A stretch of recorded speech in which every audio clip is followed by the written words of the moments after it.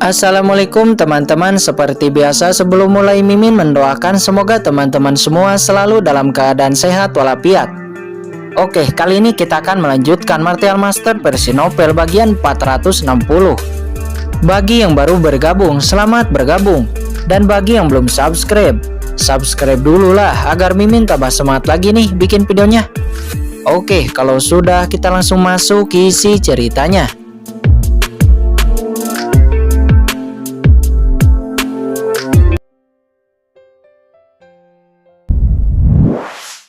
Bandit yang mengelilingi mereka dan menghilang tanpa jejak. Sebagian besar para bandit mengincar Kincen, tentu mereka tidak dapat mengejar keempat orang itu. Melihat itu, Kincen tiba-tiba terdiam. Dia baru saja lewat dan sekarang dia menjadi sasaran para bandit. Dan secara tidak langsung menyelamatkan keempat orang itu. Namun, keempat orang itu tidak membantu serangan balik, akan tetapi malah melarikan diri. Kincen langsung mendengus. Yang paling dia benci adalah orang-orang yang tidak tahu berterima kasih seperti ini. Tanpa diduga menjadi orang baik, tidak dihargai. Sepertinya terkadang Anda benar-benar tidak bisa menjadi orang baik. Kamu melepaskan 4 domba gemuk yang seharusnya menjadi milik kami. Hari ini saya akan membawamu untuk menebus kerugian kami, kata pemimpin bandit itu dengan marah. Segera dia kembali mendesak api abu-abunya. Namun di saat api abu-abu itu menyerang, tiba-tiba api abu-abu itu ditelan oleh api teratai hijau. Melihat itu, Kincen segera mengerti bahwa tingkat api teratai hijaunya jauh melampaui api abu-abu itu. Meskipun api abu-abu itu juga merupakan api yang sangat menakutkan, tampaknya sedikit tidak cukup di depan api teratai hijau, yang menyebabkan api teratai hijaunya langsung menelan api abu-abu itu sekaligus. Namun tidak peduli apapun, api abu-abu itu adalah api tanah tingkat puncak. Fitur yang paling menakutkan dari api teratai hijau adalah pertumbuhannya. Oleh karena itu, setelah menelan api abu-abu, api teratai hijau langsung mendapatkan promosi besar-besaran. Sejak mendapatkan api teratai hijau, ini adalah pertama kalinya api teratai hijau menelan api lainnya.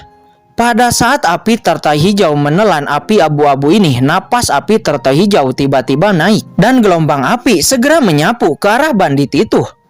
Pada saat ini, kelompok bandit Leijou ini benar-benar tercengang karena mereka tidak menyangka bahwa api abu-abu milik bosnya tidak dapat menghentikan nyala api hijau itu dan malah langsung ditelan. Segera banyak dari bandit itu langsung dibakar oleh api hijau.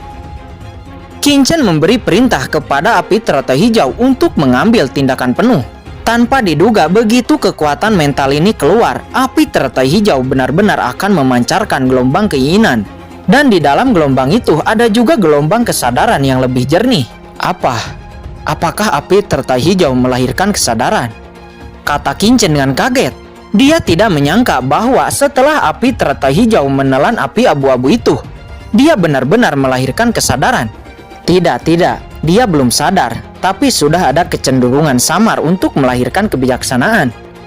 Kincen sangat gembira, ini adalah keuntungan yang tidak terduga. Jika api teratai hijau lahir dengan kebijaksanaan spiritual, itu pasti akan mewakili esensi api teratai hijau yang ditingkatkan. Saat ini, banyak dari para bandit itu dibakar oleh api teratai hijau, dan pada akhirnya banyak dari para bandit itu berubah menjadi abu. Tidak sampai di situ, para bandit yang tersisa terus dibakar. Api teratai hijau langsung menembus pertahanan mereka, mengalir ke tubuh mereka dan bahkan kekuatan aturan dibakar. Wajah mereka penuh kengerian dan hati mereka penuh penyesalan. Jika mereka bisa kembali, mereka tidak akan memilih untuk memprovokasi Kincen. Tetapi sekarang sudah terlambat dan dalam keheningan tubuh mereka berubah menjadi abu. Sebelum kematiannya, mereka semua memandang pemimpin mereka dengan ngeri, berharap pemimpin mereka bisa menyelamatkan mereka. Namun sayang, pemimpin mereka juga ketakutan. Dia tidak menyelamatkan bawahannya, dia sendiri berbalik lalu mencoba melarikan diri. Saat ini dia tidak lagi memiliki keberanian untuk menghadapi Kincen. Meskipun aura yang ditunjukkan Kincen hanyalah puncak tahap awal Martial Emperor. Tetapi kekuatan apinya terlalu menakutkan, itu sudah cukup untuk menghabisinya. Oleh karena itu dia hanya bisa melarikan diri.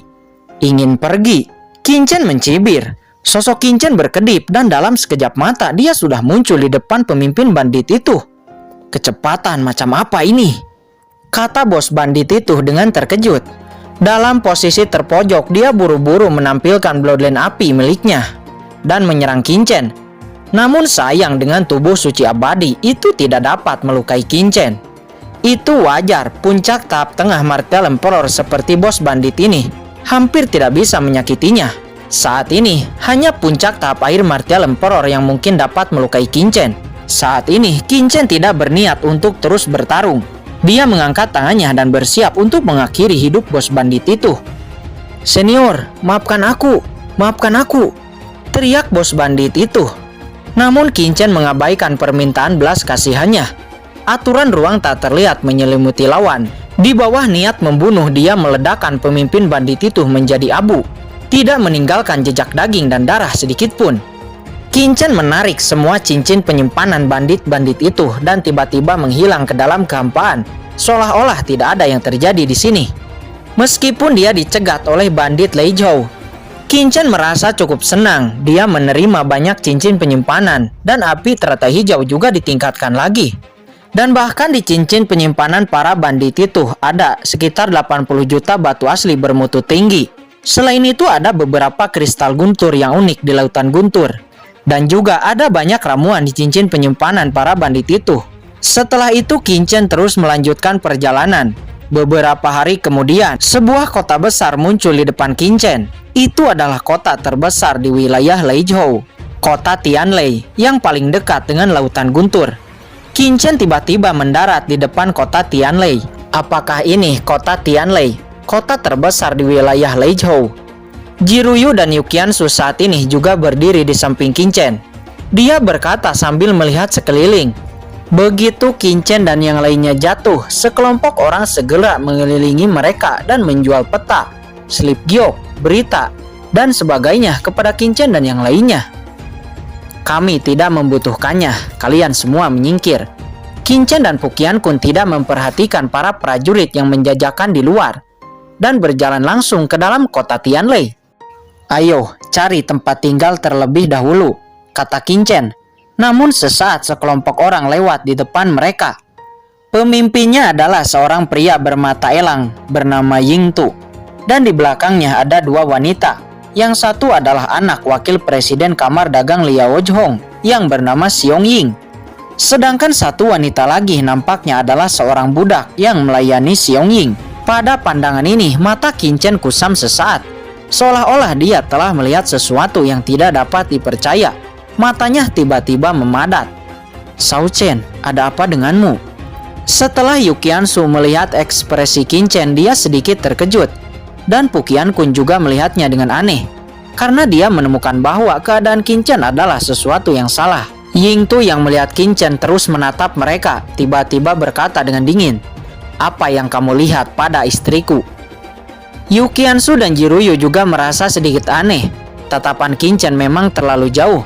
Tetapi mereka bisa melihat bahwa yang dilihat Qin bukanlah istri prajurit itu, tetapi yang ada di sampingnya, yaitu seorang pelayan.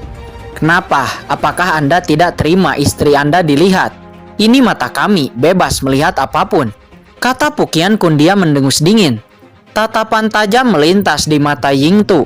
Tetapi setelah dia melirik Fuqian Kun, dia sepertinya merasa bahwa Fuqian Kun tidak mudah diprovokasi. Jadi dia tidak terus berbicara, hanya berbalik dan pergi.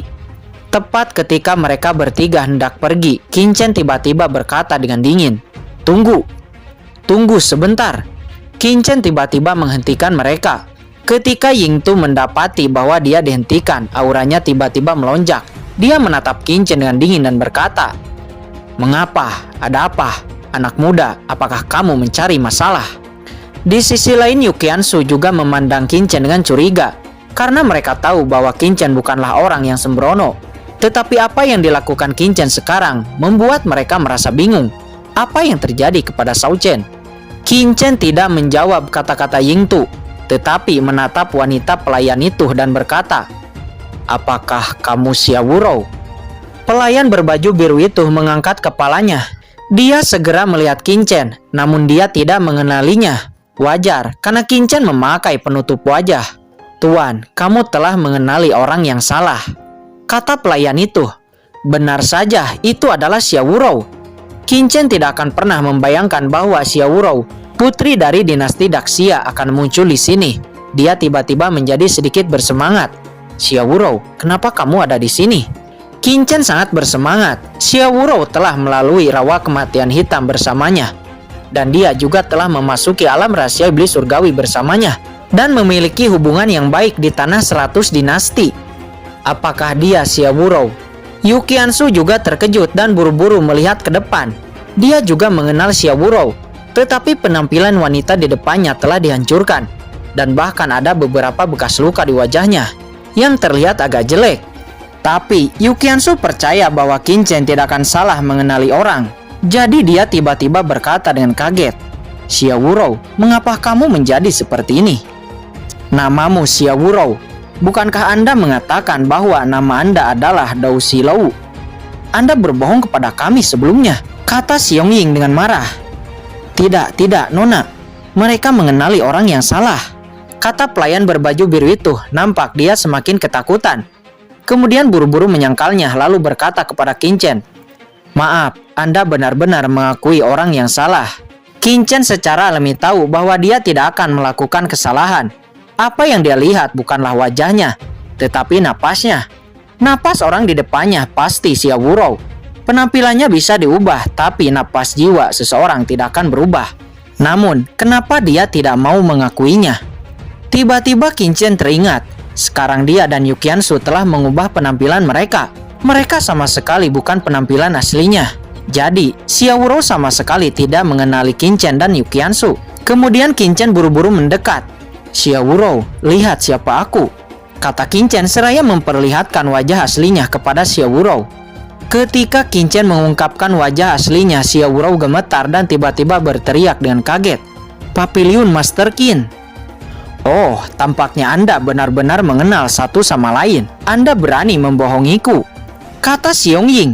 Dia segera menampas Xiao Wurou dengan keras, dan darah tumpah dari sudut mulut Xiao Wurou. Melihat itu, kemarahan di hati Qin Chen tiba-tiba meningkat. Xiao Wurou adalah anggota Papilun Cendi, dan Xiao Wurou sekarang ditampar di depan matanya. Pemandangan di depan Xiao Wurou bahkan tidak sebagus pelayan. Sosok Qin Chen langsung melesat dan muncul di depan Xiao Wurou. Dia mengulurkan tangannya untuk menarik Xiao Wurou. "Kamu mencari kematian," kata Ying Tu. Dia penuh dengan niat membunuh. Qin Chen mengabaikan mereka. Hal yang paling mendesak baginya adalah mencari tahu mengapa Xiao Wurou muncul di sini. "Minum pil ini," Qin Chen melirik Xiao Wurou. Pil penyembuhan segera diberikan kepada Xiao Wurou. "Papiliun Master Qin, cepat pergi. Wanita ini adalah putri wakil presiden kamar dagang Liu Zhong. Anda memprovokasi dia di kota Tianlei. Anda akan mendapat masalah besar. Cepat pergilah," kata Xiao Wurou. Dia tidak mengambil pil obat itu, tetapi menatap Qin Chen dengan cemas. "Kamar dagang Liu Zhong?" Qin Chen mengerutkan kening. Dia samar-samar tahu bahwa ini harus menjadi kamar dagang tingkat atas di kota Tianlei. Namun, Qin Chen bahkan berani mengejutkan istana berkabut dan kekaisaran Xuan Yuan. Jadi, apakah dia akan peduli dengan kamar dagang kecil seperti itu? Jika itu masalahnya, lawan saja. Siapa yang kamu takuti? "Kamu minum pil ini dulu," kata Qin Chen dengan nada suara memerintah. Dan Xiao Wurou mau tidak mau menelan pil itu. Setelah menelan pil itu, Xiao Wurou merasa seluruh tubuhnya sangat nyaman.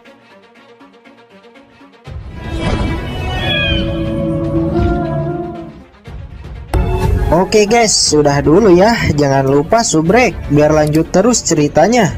Bagi yang sudah subrek, mudah-mudahan dimudahkan rezekinya. Mimin undur diri. See you next and goodbye.